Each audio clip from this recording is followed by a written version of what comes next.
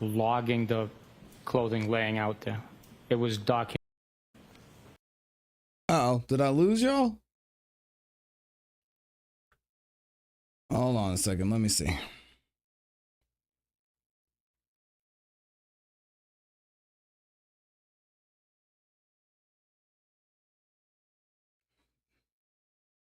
think I might have lost y'all for a second. Uh-oh, hold on.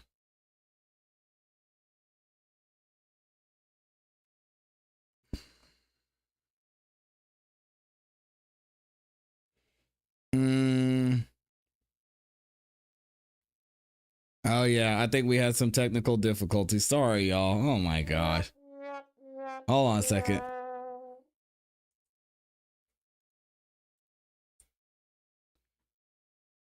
Let me fix this. We should be good. Hold on a second, y'all.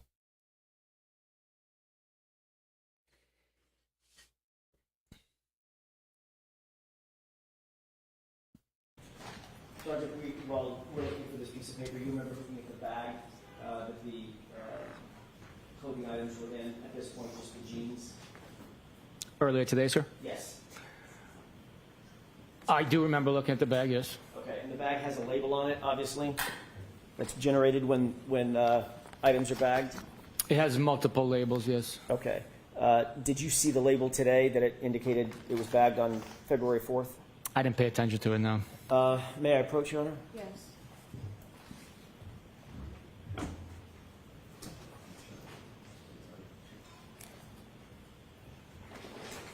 If you could take a look at those 3 pages briefly, that's a colloquy that may refresh your recollection. I don't know what the colloquy means. Can you? Colloquy, the back and forth conversation. I see.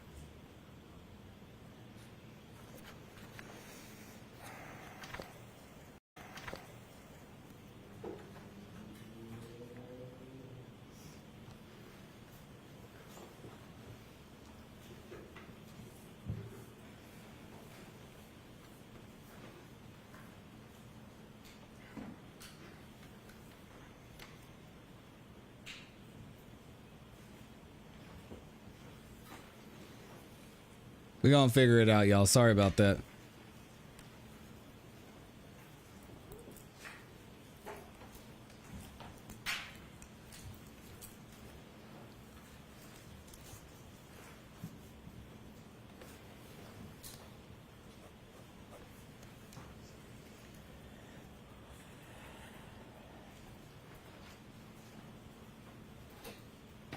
May I approach?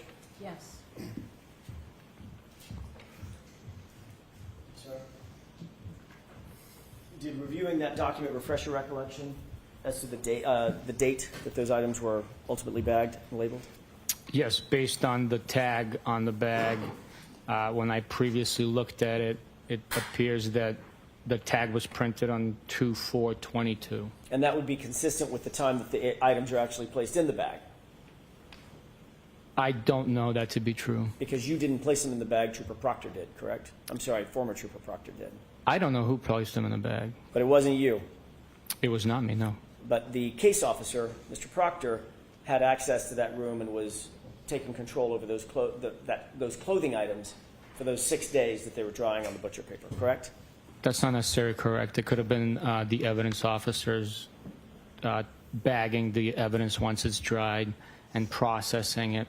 I highly doubt Trooper Proctor had access to the beast machine to print that label. Right.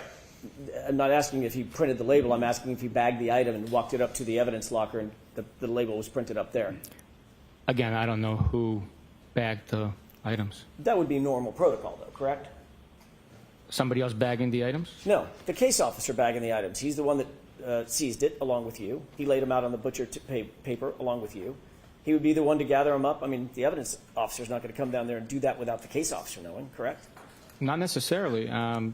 The evidence officer's responsibility is to handle the evidence, so I don't know who handled the evidence that day. How would the evidence officer know to go down there? How would he know that there were clothing items being laid out to dry on butcher paper unless the case officer told him? They would walk by it every day and see it. That's their workstation. So Right. they would know that, hey, this evidence is drying. There's only 4 detectives in the office at that time working on this case. We communicate daily, so they would know that, hey, it's dried, let's bag it up. Well, that's a lot of speculation, especially from the supervisor, literally, who just said, I have no idea who bagged it up. They weren't communicating with you, were they? I was giving you an explanation of what could have happened. Right. Speculation about what could have happened, right? Well, I certainly did not bag that item. Right. But your best estimate would be, knowing the protocols at the MSP and in your unit, would be the case officer who's controlling the items of evidence would have bagged it and submitted it into the evidence locker. I do not know who bagged it.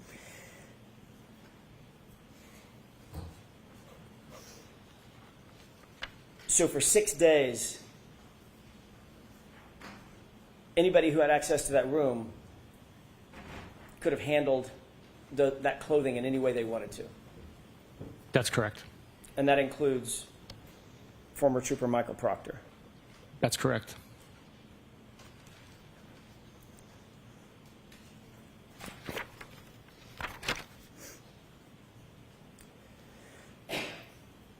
Do you have any kind of log to document what was happening or who was handling those items of clothing during that 6-day period before it was bagged into evidence? Any kind of a log? I don't have a document logging the clothing laying out there. It was documented in reports and processing, I believe. But Have you ever seen a log? I'm figuring it out, y'all. Bear with me. Real-time log, indicating who may have come in and handled or touched or manipulated those clothes in that 6-day span of time before the fact. I have never seen a log like that, no. The fact is, we don't have a single document establishing the chain of custody for those items between January 29th and February 4th. That's correct, isn't it? That is absolutely not correct. Where's the log or the document logging what happened to it? We seized the clothing. It was in our possession. It was transferred for processing. Sergeant, I'm asking you about a log, a written piece of paper, something that looks like this. It's got writing on it that logs the item between January 29th and February 4th. That doesn't exist, does it? We did not create a log to document the documentation, Thank so you. it'd be redundant, really. You indicated on direct examination that you personally participated in 2 searches at 34 Fairview, one on February 4th, one on February 10th. Is that right? That is not right. What did I get wrong? I was also there on the 3rd, 4th, and 10th. Who did you go with on the 3rd? That was Trooper DeChico, Michael Proctor, and I conducting the first excavation. And about what time was that? It was during the morning hours. I think earlier I said it was somewhere between 8:39, 9:30. I could have been half an hour later. I'm not exactly positive on the exact time we began the excavation. And the other 2 searches were the next day, February 4th, and then February 10th. The next time I was at Fairview Road and involved in a collection of evidence was on the 4th, when Ken PD documented the one piece and I collected, and then the 10th. Okay.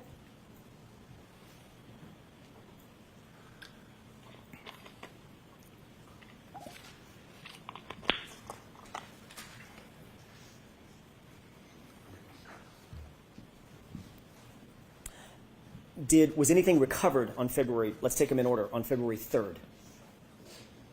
Yes, Mr. O'Keefe's hat, straw, I believe red and clear plastic taillight pieces. All right, we should be back. Those are the items that were recovered. That's on the 3rd. Okay, what about the 4th? The 4th was the red taillight piece that we displayed, I believe, that Canton PD notified me of when I was already en route there. When you say Canton PD, who was it that notified you, if you remember? There was, at the scene, there was Chief Burkowitz, a couple of detectives. Sergeant Lank, does that sound right? I do not know. I can't say yes or no. I don't recall specifically. It was raining hard, so I grabbed the item and left. Okay. Did you write a report? I'm going to combine these into all 3 dates together. Did you write any report? Actually, I won't do that. Let me ask them individually. Did you write any report about your search on the 3rd? Somebody authored a report. I'm not sure. Did you? I'm asking about you. I can't. There's over 100 reports. So I'd have to take a look which report documents my activity that day. Do you remember, as you sit here, authoring a report about your conduct or your activity on February 4th, the next day? I don't have a memory of it, no. Do you have a memory of authoring a report yourself about your conduct on February 10th, or your activity on February 10th? I don't have a memory of it. It could have happened. I just don't have a memory. The reality, Sergeant, is that no report was written about any of these searches until November 4th, 2023. Correct? Oh, my. That could be possible, yes. So literally the documentation of these 3 searches about which you've testified today, the documentation did not exist until, what is that math, 17, 18 months later? That is not true. Each bag that the evidence went into was documented, the time, location, who recovered it, where it was recovered, and brief description of the items that were recovered from the scene. And by the way, we're going to get to that in a second, the evidence bags. A report is designed to memorialize exactly what happens, when it happens, why it happened, who was there, what time it happened, things of that nature, correct? That is one of the purposes, or some of the purposes behind the report, absolutely, yes. And the report in this case that documented these 3 searches involving you, Trooper Proctor, I think Trooper DeChico, even Canton PD officers, there was no memorialization in a report until nearly 18 months later. Is that right? It's possible, yeah. We write reports at different times. Yeah. I want to ask you about this February 4th visit to the crime scene. You indicated that sometime in the morning, 8:45, 9 a.m., something like that, you responded? On the 4th, sir? On the 4th. I was driving to work, so I would have to say 8:45 or so. Yeah, I mean, I don't have the exact timestamp, but if you know, if you have something to refresh my memory, I could tell you if that's accurate. I'm not going to hold you to the exact time. It was in the morning on the 4th. It was. All right. Did you know Chief of Police Ken Burkowitz before you responded on the 4th to 34 Fairview? Yes, I knew who he was. I had met him previously, and he was present on the 29th when the vehicle was delivered to the Sallyport. He was actually in the Sallyport, at least at some time, when the vehicle was delivered, correct? He was there at some point. We're back to smacking the lips again. I had a conversation with him. Okay. Tall guy, short guy? Chief Burkowitz was a shorter guy. Okay. Do you know who Brian Higgins is? I do. What's your relationship with Brian Higgins? Or what was it? I should be more pointed to this, Sergeant. What was your relationship back in 2022, January of 2022? Brian Higgins was a federal agent, and I crossed paths with him on a couple of investigations, strictly professional relationship, a federal agent and a state trooper. So not a personal relationship, more of a professional relationship? Correct. Did you know him to have a personal relationship with Chief Burkowitz? I did not know. Didn't Brian Higgins actually tell you and Michael Proctor in an interview that he had a personal relationship with Chief Burkowitz. He called him one of his better friends. Sustained as we technically. Sure. During the course of your investigation, did you learn, although you may not have personal knowledge of it, did you learn that Brian Higgins and Chief Burkowitz had some sort of a personal relationship? If you show me a report stating that, I would like to take a look. If it's written in a report authored by me or that I approved, I will take it for to be fact. As you sit here now, you don't have a memory of that conversation with Brian Higgins? Do I have a memory of having a conversation with him No, and him sharing that information with me? That's it. I don't have a memory of him sharing that information, but if you have a report that was authored by me or Michael Proctor or any trooper in our office that says that, I will take it as gospel and testify to it. Okay. Well, I don't want to take up the time to look for it. We'll put our hands on that. But in the meantime, let me ask you a few other questions. You were contacted and told to respond to 34 Fairview because Chief Burkowitz had been driving by and saw something while he was driving by, correct? On which day, sir? February 4th. I'm sorry? February 4th. Yes. He indicated he was driving by and saw a piece of potential evidence. And he was driving by in a car at speed, correct? I would take that to be factual. I mean, if he's driving by, I would take it to be in a car And at speed. did you question Chief Burkowitz about, by the way, about how old was Chief Burkowitz when you met him out at 34 Fairview in 2022? How old? How old? Estimate. Was he in his 50s, 60s, 70s? I have no idea how old Chief Burkowitz was.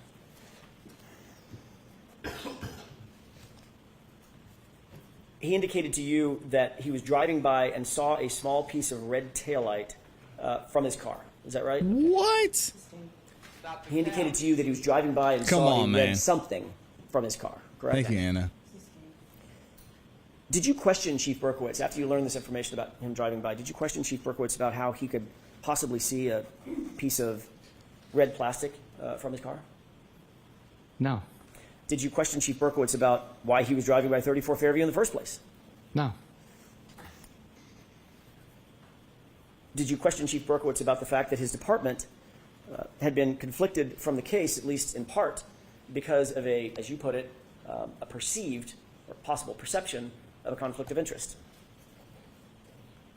I'm sorry, can you repeat that question, please? Did you question Chief Burkowitz about whether or not he was aware that there was a conflict of interest between Canton PD and this investigation? No, I didn't question, no. Did you think that was important at the time to talk to him about that conflict of interest? No. Because just days earlier, the Canton Police Department had in fact recused himself from interviews because of a potential conflict of interest, right? To prevent any perceived conflict of interest, they recused themselves from being involved in interviews. Right. But I wasn't pairing up with Chief Burkowitz to interview the taillight piece. I mean, I don't. No, I didn't figure that you were going to interview the taillight piece. We all get the comment. I'm trying to get to a point. 3 or 4 days after, 5 days after, 6 days after, Canton PD recuses itself from the these parts of the investigation because of a perceived conflict of interest. The brother of the homeowner, being a detective, the chief of that department drives by in a car and supposedly sees a piece of plastic. Right? I'm sorry? I object. Sustained.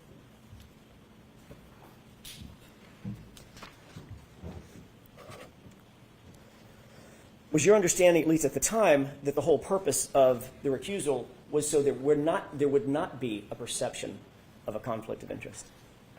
To avoid that? I didn't give it much thought of the understanding why there was a recusal.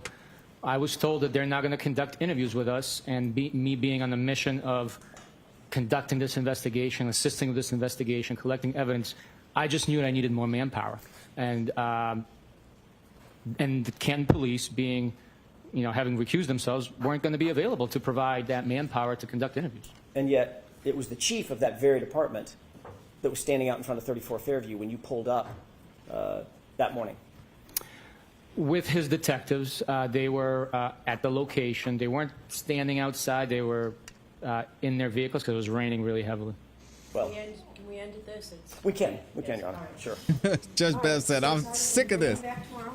Thank you, Your Honor. And he's going to be back tomorrow. Oh, man. Do not discuss this case with anyone. Don't do any independent research or investigation into the case. If you happen to see You know that's not gonna happen. anything that's about the case, please disregard it. Let us know. Be very careful with your social media use. I'm working on it, Anna. Don't worry. All rise for the court, please. There it is, y'all. All right, so scheduling, please. hopefully you guys are good. You enjoyed your lunch. You had some nice Boston barbecue in here, all right? Yuri got cooked, and he's going to be back tomorrow. I don't know how much of this he can take. That guy's up there sweating. He ruined his nice brand new blue suit, man. I feel bad for him. Either way, appreciate y'all watching. Sorry about the glitch. I don't know what happened with things shutting down, but we figured it out. We back. We don't miss. Y'all know what time it is. We're going to be back here tomorrow. I got to read a couple super chats before we get out of here. Shout out to Anna Romero in the building. What's up, Anna? Thank you for stopping by. He says, buy you and the wife something really nice. I definitely will. And don't spend it all in one place. I know it's a small fortune, but try to act natural. I will, Anna. Don't worry. I won't freak out. I appreciate you for real. Just kidding. Y'all the GOAT for watching this man all day. Thanks the Lord's work. All right. Shout out to Anna again. I appreciate you. Thanks for stopping by and showing love in here as well. I appreciate you. I have 200 American dollars. Do what you must with that information. I got you, Anna. We're going to make it happen. She wants the Amy reveal. It's going to happen one day. I don't know how soon it'll be, but we're working on it, Anna. Don't worry. Shout out to the Revs. OMG, thanks for the shout out. I might fate for finally interacting with y'all. We're just normal people. Yo, relax. Shout out to the game. The gang. Amy said, when y'all like and comment on my channel and Anna sends 200 to my Cash App, then I'll consider hosting. What? Stop the cap. Y'all go and do it anyway, because I don't that's not gonna happen. But shout out to Amy in the first place. Also, I saw, didn't Amy say something earlier that I missed? No, maybe not. She did. She reminded y'all to like the video. Shout out to Amy for being absolutely amazing. I appreciate you. Anna Romero says, I have a sneaky suspicion that Amy is a gorgeous lady. Oh my goodness. Showing love. You would be correct, Anna. But I think you know that already. All right. We're going to get up out of here. I appreciate y'all. Hope y'all have a great rest of your afternoon. Like the video on your way out. And if you haven't yet subscribed, hit the notification bell so you don't miss any time that we go live. We'll be back tomorrow morning, bright and early, getting ready for some more barbecue. Hopefully y'all are going y'all gonna be ready for it. As always, y'all know what to do. Keep growing, keep pushing, keep it classy. We gone. Peace. Amy's tripping.